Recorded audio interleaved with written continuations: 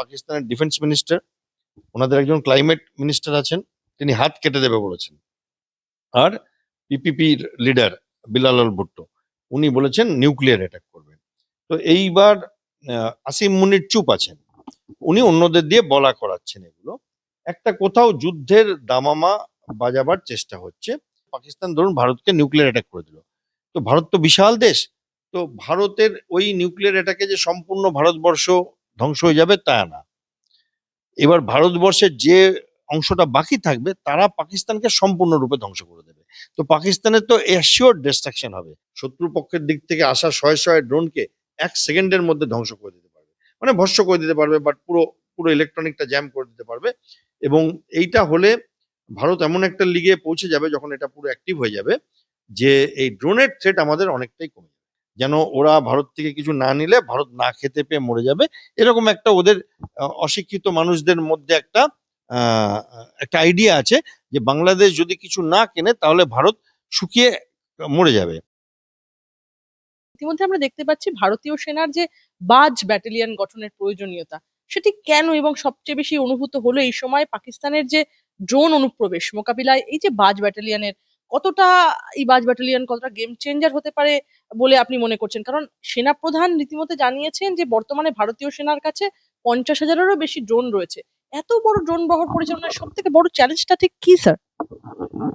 দেখুন, আহ, আমরা হালে 2-3টে যুদ্ধ দেখেছি, মানে আমরা মানে পৃথিবীবাসীরা। একটা আমরা দেখেছি যে ইরান আর মানে ওয়েস্ট এশিয়ায় যে যুদ্ধটা হলো, ইরান ইসরায়েল আর আমেরিকার যুদ্ধ, তার সাথে কিছু আরবিক নেশন জড়িয়ে পড়েছে জিওগ্রাফিক্যাল প্রক্সিমিটির জন্য। ইউএস এর বেস আছে বলে, ধরুন আপনার ইউএই, হ্যাঁ, কাতার, বাহরাইন। তো এইবার এই যুদ্ধটাতে আর ইউক্রেন আর রাশিয়ার আমরা যদি যুদ্ধটা দেখি, তাহলে এই যুদ্ধগুলোতে আমরা একটা শিক্ষা পেলাম বলতে পারেন, যে অনেক দামি মানে মিলিয়ন অফ ডলার্স এর কেনা ট্যাঙ্ক বা বিলিয়ন অফ ডলার্স এর কেনা এয়ারক্রাফট, ফাইটার এয়ারক্রাফট, একটা অতি কম পয়সা দিয়ে খরচা করা একটা টেকনোলজি ড্যামেজ করে দিতে পারে। ফর এক্সাম্পল, ওয়েস্ট এশিয়াতে আমরা দেখলাম যে যেটা প্যাট্রিয়ট মিসাইল আমেরিকার, সেই প্যাট্রিয়ট মিসাইলটাকে মানে একটা $10,000 ড্রোনকে আসছে ইরান থেকে, সেটাকে উড়াবার জন্য প্যাট্রিয়ট মিসাইল দাগা হচ্ছে, যেটার দাম $2 মিলিয়ন $3 মিলিয়ন।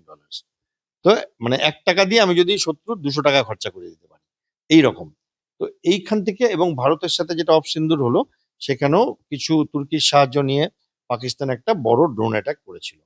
এইখান থেকে আমার মনে হয় কোথাও ভারতের সমর বিদ্যাতে একটা টেকনোলজিক্যাল শিফট হয়, যেখানে শত্রুর দিক থেকে আসা মিসাইল বলুন, এয়ারক্রাফট বলুন বা ড্রোন বলুন, কে সিরিয়াসলি নেওয়া হয়, যে এর বিরুদ্ধে অর্গানাইজড ভাবে আমাদেরকে কাজ করতে হবে। এবার অর্গানাইজড ভাবে কি হবে? একটা হচ্ছে আমাদের নিজের যেন ক্ষমতা থাকে ড্রোন বানাবার, যেটাতে আমরা অনেক অনেক ড্রোন বানিয়ে শত্রুকেও, মানে শত্রুর দেশে যেটাকে আমরা বলি যে মানে ড্রোনের সোয়ার্ম, মানে মৌমাছির যেমন দল যায় বা ভীমরুলের দল, একসাথে শয়ে শয়ে ড্রোন পাঠানোর যেন ক্ষমতা থাকে দরকার হলে।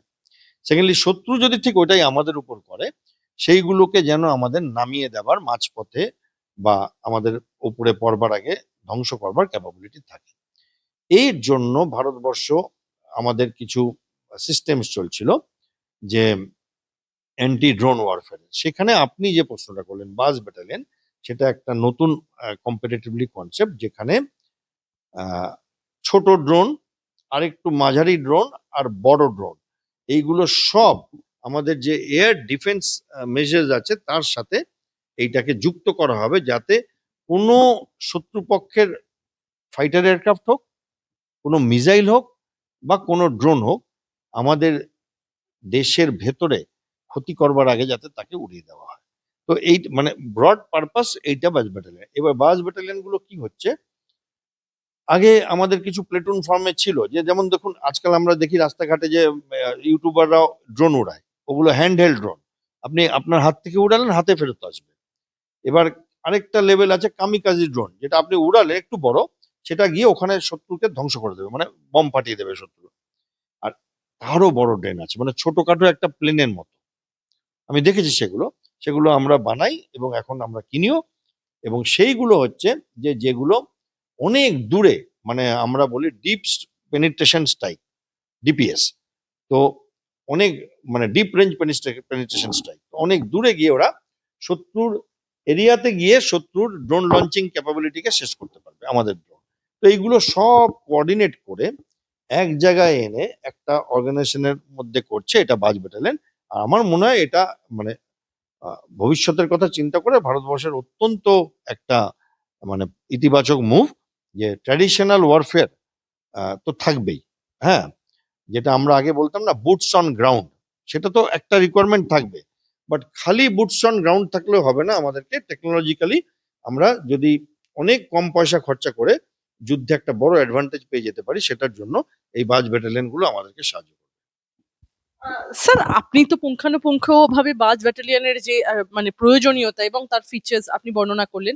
আমি একটা বিষয় বলবো যে আমরা দেখতে পাচ্ছি যে ড্রোনের পাশাপাশি যে কাউন্টার ড্রোন, এই প্রযুক্তিতে ভারত ঠিক কতটা প্রস্তুত এই মুহূর্তে? কারণ চীন এবং পাকিস্তান দুই ফ্রন্টের যে সম্ভাব্য হুমকি আসছে প্রতি মুহূর্তে, এই বিবেচনায় এই যে নতুন ইউনিটের এই কৌশলগত গুরুত্বটাই বা ঠিক কতটা? আর আরেকটা প্রশ্ন, যে ভবিষ্যতের যুদ্ধ কি আমরা দেখতে পাবো যে ট্যাঙ্ক বা যে ভারী অস্ত্রের একটা যে উপস্থিতি থাকতো, তার বদলে কোথাও গিয়ে কি ড্রোন কেন্দ্রিক হয়ে পড়ছে? মানে ড্রোনের পাশাপাশি কাউন্টার ড্রোন প্রযুক্তিতে ভারত এই মুহূর্তে ঠিক কতটা প্রস্তুত স্যার? আমার মনে হয় আমরা এই ওয়েস্ট এশিয়ার যুদ্ধতে যেটা দেখলাম, সেটা হচ্ছে যে আমেরিকা প্রথম দিকে একটু মানে একটু হকচকিয়ে গিয়েছিল, যে তাদের প্যাট্রিয়ট মিসাইল দিয়ে তারা ইরানের একটা দুটো ড্রোন করতে পারবে, বাট 100টা ড্রোন আসলে তারা যদি 200টা প্যাট্রিয়ট মিসাইল ফায়ার করে, তাহলে তাদের বিলিয়ন্স অফ ডলার্স খরচা হয়ে যাচ্ছে।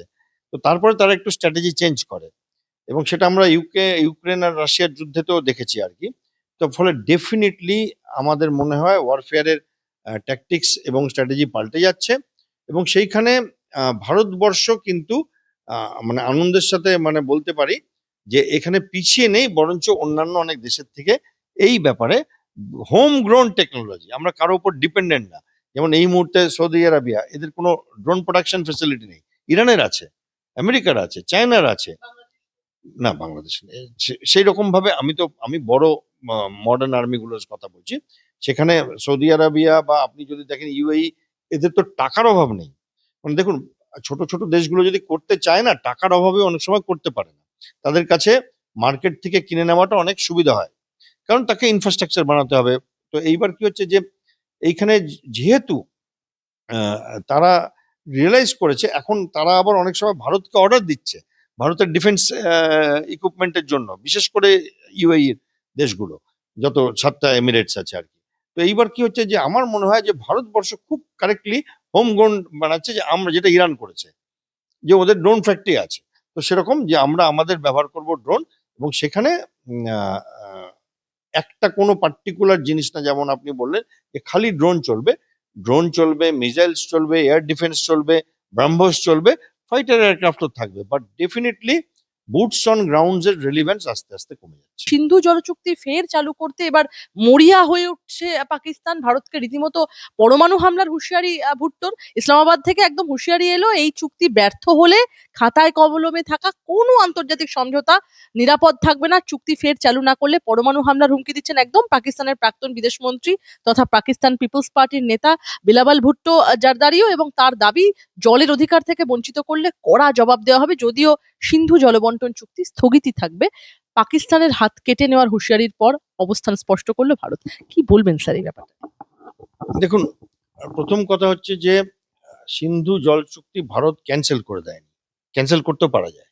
ইন্টারন্যাশনাল যে নিয়মগুলো, সেগুলোতে ভারত যদি চায় সিন্ধু জল চুক্তি আজকের থেকে কার্যকর হবে না, এরকম বলতে পারে। ভারত এখনো সেই এক্সট্রিম জায়গাটায় যায়নি, ভারত বলেছে আমরা এই চুক্তিটাকে স্থগিত করলাম। ততদিন স্থগিত করলাম যতদিন পাকিস্তান, যারা এই জলের ফেভারিট এটা পায়, তারা টেররিজম বা আতঙ্কবাদকে মানে সাপোর্ট করাটা বন্ধ না করে। তো এখন তো বল ইজ ইন দেয়ার কোর্ট, ওরা ওরা ডিসাইড করুক ওরা করবে কিনা। এবার পাকিস্তান করছেটা কি, তারা নানান ভাবে, মানে গত 3 দিনে আপনি যদি দেখেন পাকিস্তানের ডিফেন্স মিনিস্টার, ওনাদের একজন ক্লাইমেট মিনিস্টার আছেন, তিনি হাত কেটে দেবে বলেছেন। আর পিপিপির লিডার বিলাল ভুট্টো, উনি বলেছেন নিউক্লিয়ার অ্যাটাক করবেন। তো এইবার আসিম মুনির চুপ আছেন, উনি অন্যদের দিয়ে বলা করাচ্ছেন এগুলো। একটা কোথাও যুদ্ধের দামামা বাজাবার চেষ্টা হচ্ছে সিন্ধু জল চুক্তি নিয়ে। এবার ভারত কি করেছে দেখুন, প্রথম কথা, যদি সিন্ধু জল চুক্তিটা আপনি দেখেন, 6টা নদীর জল চুক্তি। তার মধ্যে যেগুলো পূর্ব দিকের ওয়েস্টার্ন রিভার সেগুলো পাকিস্তানের, আর যেগুলো পশ্চিম দিকের ভারত, সেই ওই তিনটের নিয়ে কোনো ডিসপিউট নেই। এবার যেগুলো পূর্ব দিকের সেগুলোতে ভারত এতদিন অবধি যে সমঝোতাটা ছিল তাতে একটা ডিসঅ্যাডভান্টেজে ছিল। ভারত 80% জল ওদের দিয়ে দিচ্ছিল, কোনো মানে হয় না, সই করা হয়েছিল। বহুবার বলা হয়েছিল যে এটাকে এবার এখন পপুলেশন বেড়ে গেছে, রি মানে এক্সামিন করা হোক। সেটা পাকিস্তান করেনি। ইন্টারেস্টিংলি পাকিস্তানের এই জল বন্টনটা কিন্তু পাকিস্তান আর্মির হাতে, আমাদের তো তা না। এইবার ভারতের যেটা হচ্ছে অ্যাডভান্টেজ কি হয় দেখুন, যখন কোনো উপর থেকে নদী আসে তো নিচে চলে যায়। এবার উপর থেকে নদী আসছে তো উপরে যে দেশটা থাকে তাকে আপার রিপারাইন স্টেট বলে। তাদের একটা অ্যাডভান্টেজ থাকে যেটা কেউ আটকাতে পারে না, যে তারা জল বন্ধ করবে না, বাট জলটাকে ব্যবহার করবার জন্য, জলের স্রোতটাকে ইলেকট্রিক ব্যবহার করবার জন্য, ড্যাম বানাবার জন্য তারা ইউজ করতে পারে। এটা ইন্টারন্যাশনাল রুল, এবং আমাদের একলা না, মানে পৃথিবীর অনেকগুলো দেশে, যেমন নাইল রিভারের ওপরে আছে ইজিপ্টের সঙ্গে এই রুলটা। আবার আপনার যদি দেখেন, চায়নার সাথে বাংলাদেশের আছে এই রুলটা, ইন্ডিয়ার সাথে বাংলাদেশের আছে। তো এইরকম আপার রিভারাইন স্টেট যেটা, তারা যদি কিছু করে সেটাকে ন্যায্য বলা হয় ইন্টারন্যাশনাল নিয়ম কানুনে। ফলে পাকিস্তান জল ঘোলা করছে, জনমত গড়ে তোলবার চেষ্টা করছে, আর তর্জন গর্জন করছে। টেকনিক্যালি লিগালি ভারত এখন অবধি কোনো বেআইনি কাজ করেনি। এবার কথা হচ্ছে যে পাকিস্তান কি তার বেশি কিছু করতে পারে? হ্যাঁ, করতেই পারে। পাকিস্তান যেমন পেহেলগাঁওতে করেছিল, করতেই পারে। তাহলে পাকিস্তানের উপর আবার হামলা হবে যদি কিছু করে। বাট তার বেশি আমার মনে হয় তার কাছে চয়েস একটাই, টেররিজম বন্ধ করে দিক, ভালো ছেলে হয়ে যাক। তারপর তারা ট্রেড অ্যান্ড অন্যান্য জিনিসে মন দিক, বাট সেটা তো তারা মানবে না। আর এইবারে শান্তির ব্যাপার যে ভারতও মানছে না। ফলে ভারত এতগুলো যুদ্ধেতে এই জলের চুক্তি কখনো এরকম ভাবে ডিস্টার্ব করেনি। এবার তারা করে দিয়েছে পেহেলগামের পরে। এটা পাকিস্তান আশা করেনি, এবং পাকিস্তান বিদেশে ঘুরে বেড়াচ্ছে নানান পৃথিবীতে দেশে, যে যদি এইটা দিয়ে তারা একটা জনমত তৈরি করতে পারে। আমার মনে হয় না তাতে তাদের আখেরে কোনো লাভ, লং টার্ম কোনো লাভ আমি দেখতে পাচ্ছি না। লং টার্ম লাভ তখনই হবে যখন এই আতঙ্কবাদিতা তারা বন্ধ করবে। এখানে আপনি পুরো একদম পরিষ্কার স্পষ্ট করে দিলেন যে মূলত পহেলগাম আতঙ্কের পরেই এই সিন্ধু জলবন্টন চুক্তিটা স্থগিত করে ভারতবর্ষ। তা এখানে এটা যেহেতু একটা সেন্সিটিভ ম্যাটার নির্ভর ছিল, এরপরে যে এই পরমাণু হুমকির বারংবার হামলা দেওয়া পাকিস্তানের পক্ষ থেকে, সত্যি কি তাদের সেনা এতটাই প্রস্তুত এবং তারা এই হুমকি দিচ্ছে, মানে ইন্টারন্যাশনাল ল বা সেই জায়গা থেকে কি তারা আটকায় না কোনোভাবে? দেখুন, কোনো রেসপন্সিবল নিউক্লিয়ার স্টেট তো বেশি নেই। মানে দেখুন, 180টা যদি দেশ হয়, 7টা দেশকে আমরা জানি যাদের নিউক্লিয়ার ওয়েপন বলা হয়। এবার কেউ কেউ বলে ইসরায়েলেরও আছে, বাট অফিসিয়ালি আপনি যদি দেখেন যারা ডিক্লেয়ার, তার মধ্যে পাকিস্তান একজন। এবার বাকিরা যেমন ফ্রান্স বা ইউকে বা ইউএস বা রাশিয়া বা ইন্ডিয়া বা বা এরা কিন্তু খুব একটা এরকম হম্বিতম্বি করে না নিউক্লিয়ার নিয়ে। পাকিস্তান কথায় কথায় বলে, এবং সেটা নিয়ে আমাদের প্রাইম মিনিস্টার অফ সিঁদুরের পরে বলেছিল যে এই বারবার এই নিউক্লিয়ার নিউক্লিয়ার করবেন না আপনারা, এই নিউক্লিয়ার ব্লাফটা মারবেন না। এবার কেন বলেছিল? আহ, পাকিস্তান ধরুন ধরুন আমি মানে মানে হাইপোথেটিক্যালি যদি কথা বলি, যে পাকিস্তান ধরুন ভারতকে নিউক্লিয়ার অ্যাটাক করে দিল, তো ভারত তো বিশাল দেশ। তো ভারতের ওই নিউক্লিয়ার অ্যাটাকে যে সম্পূর্ণ ভারতবর্ষ ধ্বংস হয়ে যাবে তা না। এবার ভারতবর্ষের যে অংশটা বাকি থাকবে তারা পাকিস্তানকে সম্পূর্ণরূপে ধ্বংস করে দেবে। তো পাকিস্তানের তো অ্যাসিওর ডিস্ট্রাকশন হবে যদি পাকিস্তান ওটা করে। ফলে আমার মনে হয় পাকিস্তান ওইটা করে, যে আমরা যেমন দেখি না যে উম, অনেক সময় আহ, লোকে দেখায় যে তারা খুব গুন্ডা বা খুব রাগী। আমরা হালে পশ্চিমবঙ্গে দেখেছি কিছু খুব বড় বড় বাঘ, লোকাল গুন্ডা, তারপরে দেখছি তারা কান ধরে উঠবোস করছে। তো ওই রকম আর কি পাকিস্তান আমার মনে হয় বলতে চায় যে আমাদের কাছে নিউক্লিয়ার বোম আছে, আমাদের একটু সম্মান দাও, আমাদের ভয় পাও তোমরা, নাহলে কিন্তু আমরা করে দেবো। বাট এইটা মানতে যাচ্ছে না যে সত্যি যদি তোমরা করে দাও, তাহলে তো তোমরা ওটা দেখবার জন্য থাকবে না যে তোমরা কি করেছিলে, তোমরা ধুলোয় মিলিয়ে যাবে, ইউ উইল ভেপারাইজ আর কি। ভারতীয় সেনার স্যার দুটি লেটেস্ট এবং ফিউচারিস্টিক অস্ত্রের নাম কালী এবং দুর্গা। দুটি অস্ত্রই একদম ডিরেক্টিভ এনার্জি ওয়েপন্স বা ডিইডব্লিউ হিসেবে কাইনেটিক এনার্জি নির্ভর, প্রথাগত গুলি মিসাইল নয়। এই জোড়া অস্ত্র একদম কনসেন্ট্রেটেড এনার্জি নির্ভর। কতটা এগোলো ঠিক ভারতবর্ষ প্রযুক্তিগতভাবে? এই মানে এই যেটা অস্ত্র আপনি বললেন, দুটোর নাম নিলেন, কালী দুর্গা, আরো কিছু আছে। এইগুলোকে বলা হয় মানে ডাইরেক্টেড এনার্জি ওয়েপেন। মানে এইগুলো না, আহ, আমরা যে এখন অবধি যে যুদ্ধবিদ্যা চলছে আপনি যদি দেখেন, তাহলে সেখানে আমরা কিছু বারুদ পাঠাচ্ছি। মিসাইলের মধ্যে থাকেটা কি, কিছু বারুদ থাকে। এবার সেই বারুদটা নিউক্লিয়ার হতে পারে, বা আপনি যদি দেখেন কনভেনশনাল হতে পারে। কিন্তু এখানে বলছে যে আমরা শত্রুকে প্রতিহত করব অন্য কিছু দিয়ে, যেমন লেজার দিয়ে, মাইক্রোওয়েভ দিয়ে, এমন কিছু শক্তি যেগুলোকে আমরা যদি এক জায়গায় কনসেন্ট্রেট করে দিই, তাহলে সেটা আমরা ব্যবহার করতে পারবো। এটা পৃথিবীতে খুব বেশি দেশের নেই, এবং রাশিয়ার আছে, আমেরিকার আছে, চায়নার আছে, এবং এখন ভারত বলছে তাদের আছে। এবার হয়টা কি, যেমন আপনি যদি একটা লেন্সকে সূর্যের দিকে করে একটা কাগজের দিকে রাখেন, তো কিছুক্ষণ পর দেখবেন আগুন জ্বলে গেছে, কোনো বারুদ কিন্তু কেউ লাগায়নি। বাট আপনি যদি একটা দেশলাই দিয়ে কিছু জ্বালান, তাহলে আপনি বারুদ ব্যবহার করছেন, একটা মিক্সচার তো ব্যবহার করছেন। তেমনি মিসাইল, বম, বুলেট, এগুলোতে এক্সপ্লোসিভ থাকে। নিউক্লিয়ার এক্সপ্লোসিভও থাকতে পারে, নন নিউক্লিয়ারও থাকে, নন নিউক্লিয়ারই বেশিরভাগ আমরা দেখি। এখানে কোনো এক্সপ্লোসিভের গল্প নেই। আপনি ধরুন ওখান দিয়ে ড্রোন আসছে, আপনি এমন কিছু ইনস্ট্রুমেন্টস ইউজ করলেন যেটাতে লেজার বিম বা মাইক্রোওয়েভ বা ইএমপি তাদের সব ইলেকট্রনিক্স গুলোকে শেষ করে দিল। তো ড্রোনটা ওখান থেকেই পড়ে গেল মাটিতে, কারণ তাদের সবকিছু জ্যাম হয়ে গেল ইলেকট্রনিক্যালি। বা হার্ড কিল, এটা বলে সফট কিল। আর বা হার্ড কিল হচ্ছে যে ওটা ডিস্ট্রয় করে দিল, ওই জিনিসটাকে পুরো টুকরো করে দিল লেজার দিয়ে। তো এই এই ব্যাপারগুলো নিয়ে ভারত এখন 1-1.5 বছরের মধ্যে ভারতের কাছে এমন অস্ত্র সম্ভার এসে যাবে, যেটা অলরেডি কিছু এসে গেছে, টেস্ট হয়ে গেছে তাদের। যেটা আপনি কালী বলছেন, দুর্গা বলছেন, ওগুলো আসলে অ্যাক্রোনিম। মানে কালী হচ্ছে এখানে লেখা আছে কিলো অ্যাম্পিয়ার লিনিয়ার ইঞ্জেক্টর, তেমনি দুর্গা হচ্ছে সাম অ্যারে রাডার। তো ওগুলো হচ্ছে নাম, ওটা নাম অমন করে দিয়েছে যাতে মনে হয় যে কালী দুর্গা, যে আমাদের শক্তির প্রতীক যেটা, সেটার সঙ্গে করবার জন্য। কিন্তু এগুলো হচ্ছে মাইক্রোওয়েভ রেজ, আপনার লেজার, এবং আলোর আলোর মতো গতিতে গিয়ে তারা শত্রুপক্ষের দিক থেকে আসা শয়ে শয়ে ড্রোনকে 1 সেকেন্ডের মধ্যে ধ্বংস করে দিতে পারবে, মানে ভস্ম করে দিতে পারবে, বাট পুরো পুরো ইলেকট্রনিকটা জ্যাম করে দিতে পারবে। এবং এইটা হলে ভারত এমন একটা লিগে পৌঁছে যাবে, যখন এটা পুরো অ্যাক্টিভ হয়ে যাবে, যে এই ড্রোনের থ্রেট আমাদের অনেকটাই কমে যাবে।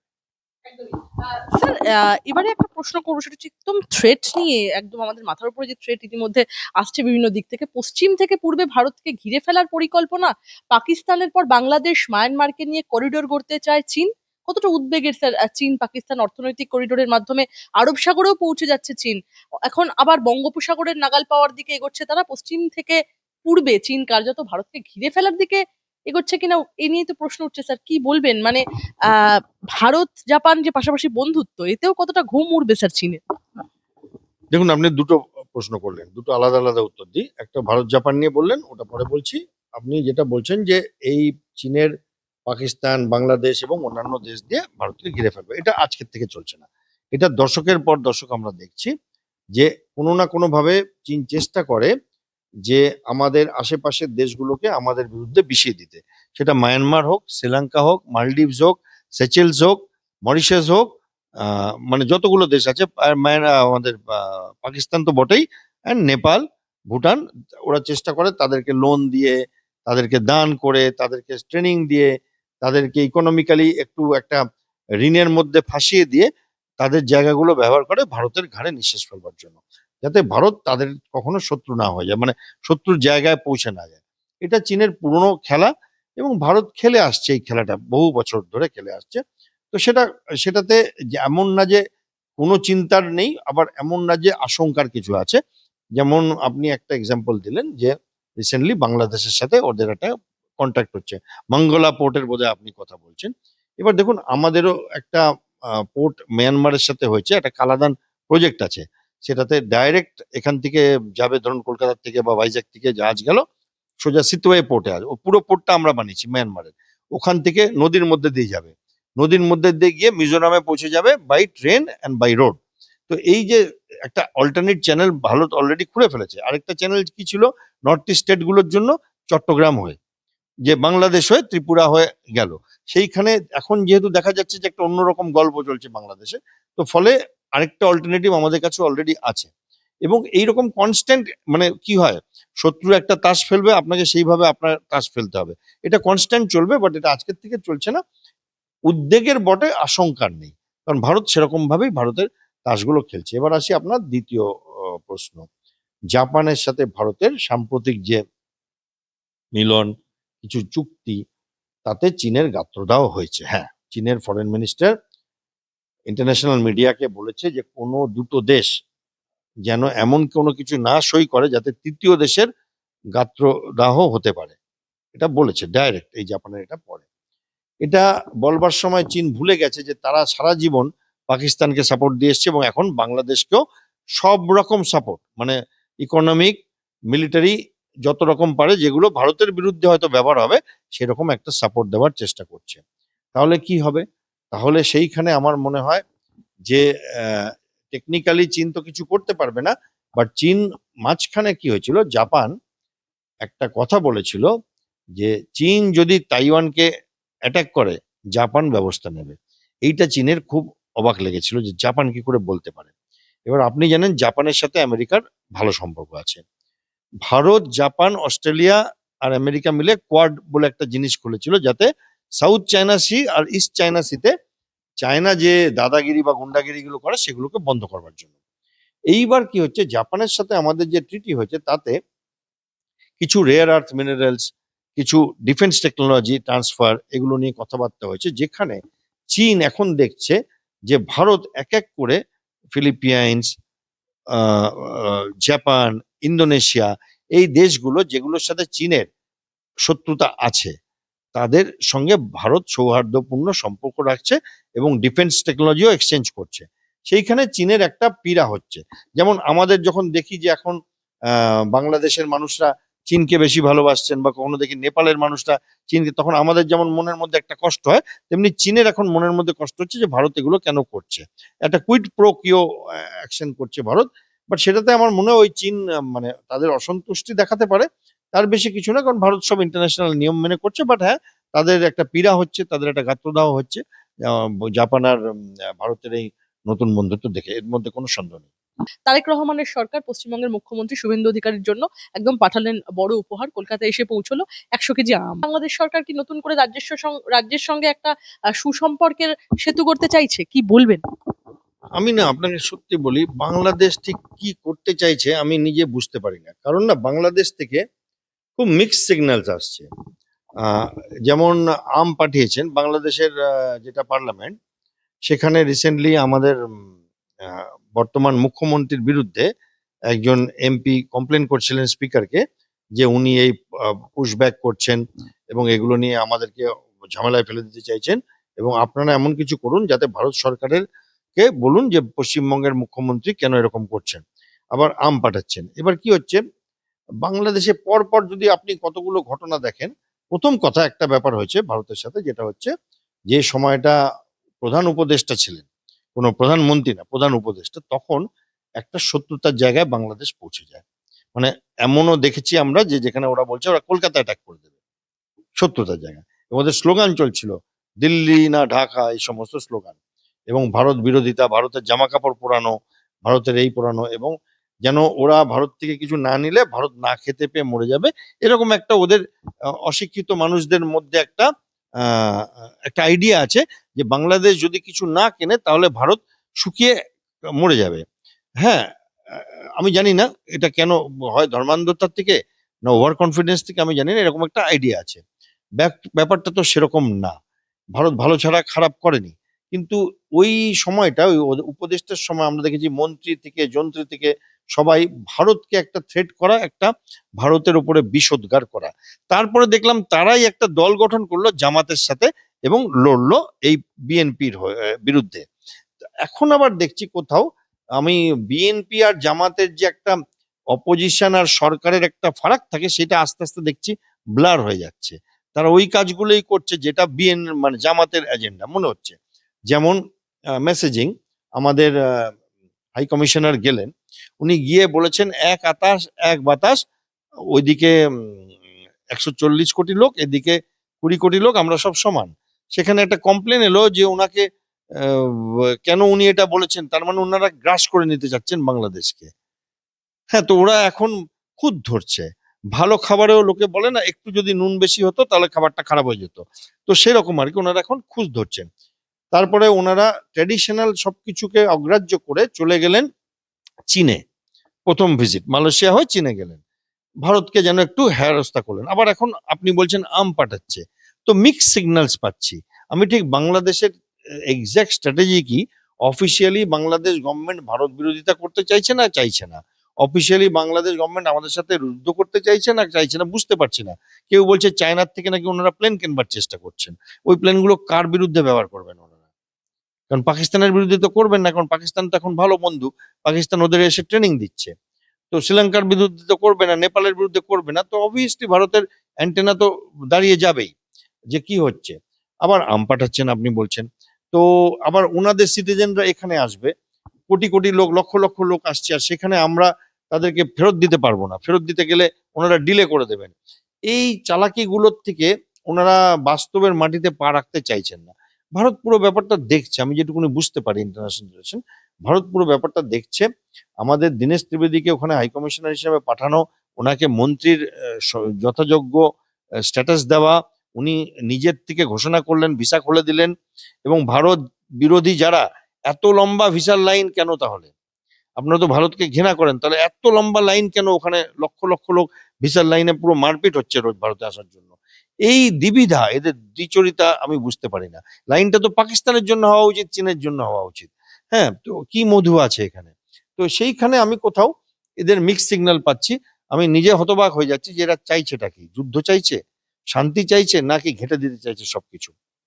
কারণ ওরা যদি মনে করে যে পাকিস্তানের লোকেদের সাথে ভাব ভালোবাসা প্রেম বাড়িয়ে, আর চীনের সাথে ভীষণ দলাই মলাই করে ভারতের সাথেও ম্যানেজ করে নেবে, that is not going to happen, sorry.